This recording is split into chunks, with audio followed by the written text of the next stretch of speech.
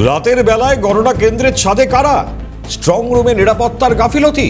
দড়ি বেয়ে গণনা কেন্দ্রের দেওয়ালে বেয়ে উঠছেন একজন, অপরজন গণনা কেন্দ্রের ছাদে দাঁড়িয়ে।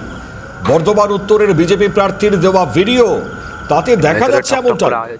এবার কি ভাঙছে না ভাঙছে আমরা কি করে জানবো? আমাদের ভেতরে ঢুকতে ইচ্ছে। এই হচ্ছে সেই ভিডিও।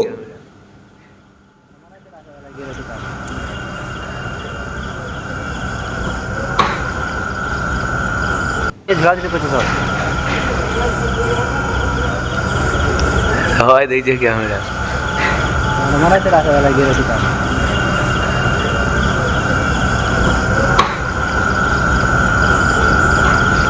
ভেতরে ঠক ঠক করে আওয়াজ হচ্ছে। এবার কি ভাঙছে না ভাঙছে আমরা কি করে জানবো? আমাদের ভেতরে ঢুকতে ইচ্ছে। এই হচ্ছে বিজেপির দেওয়া ভিডিও।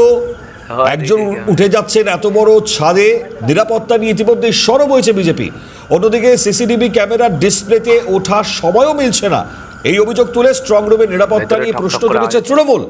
বর্ধমানের ইউআইটি গণনা কেন্দ্র, সেখানকার ঘটনা।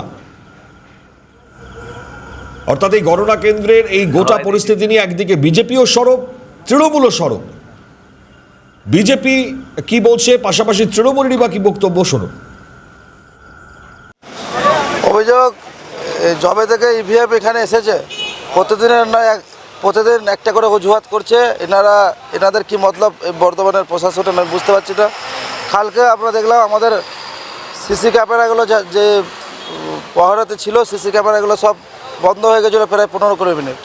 আজকেও এই এত রাত্রিবেলাতে 9:30 10টা বাজতে চললো। এখন ওই এত বড় বিল্ডিংয়ের ওপর থেকে 4-5 জন দেখছি বিল্ডিংয়ের ওপর থেকে টপকাচ্ছে। বিল্ডিংয়ে বিকট শব্দ আসছে। উত্তর বিধানসভার যে ইভিএমগুলো রাখা আছে সেই বিল্ডিংয়ের পাশ থেকে বিকট জোরে জোরে শব্দ আসছে। এখন যে হাতুড়ির নাকি ঠকঠকের আওয়াজ পাওয়া যাচ্ছে এবং তারা অনেক জায়গায় বলছে ব্যাপারটা। এটা আমিও জাস্ট এক্ষুনি যখন এলাম মনিটরিং করতে, আমিও দেখলাম, আমাকে ওরা রিপোর্ট করলো। এবং এই রিপোর্টের ভিত্তি যদি সত্যি হয় তাহলে একটা, আমি বলি যে কোনো রাজনৈতিক দলের প্রার্থী সেটা যদি অভিযোগ করে তো তিনি ওনার সকালের দিকে অভিযোগ করেন, বিকেলের দিকে।